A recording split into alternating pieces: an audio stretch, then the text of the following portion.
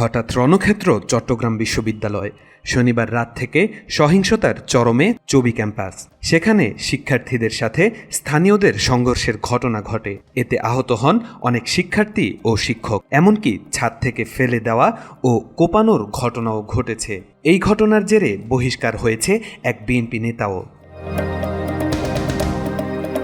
ওই সংঘর্ষের ঘটনায় শিক্ষার্থীদের সন্ত্রাসী আখ্যা দিয়েছিলেন বিএনপির ওই কেন্দ্রীয় নেতা উদয় কুসুম বড়ুয়া। ওই বক্তব্যের ফলে বিএনপি থেকে বহিষ্কার করা হয়েছে জাতীয়তাবাদী দলের এই নেতাকে। রবিবার বিকেলে দলের সিনিয়র যুগ্ম মহাসচিব রুহুল কবির রিজভীর সই করা এক বিজ্ঞপ্তিতে তাকে বহিষ্কারের তথ্য জানানো হয়।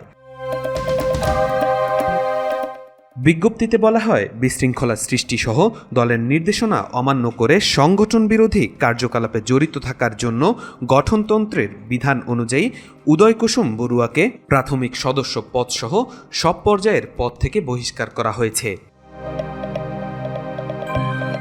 জাতীয়তাবাদী দলের সাবেক নেতার উপর আরও অভিযোগ রয়েছে বিভিন্ন হামলায় ইন্ধন যোগানোর। রবিবার সকালে চট্টগ্রাম বিশ্ববিদ্যালয়ের শিক্ষার্থীদের সন্ত্রাসী আখ্যা দিয়ে ফেসবুকে পোস্ট করেন এ নেতা। তাওফিকুল ইসলাম, আজকাল।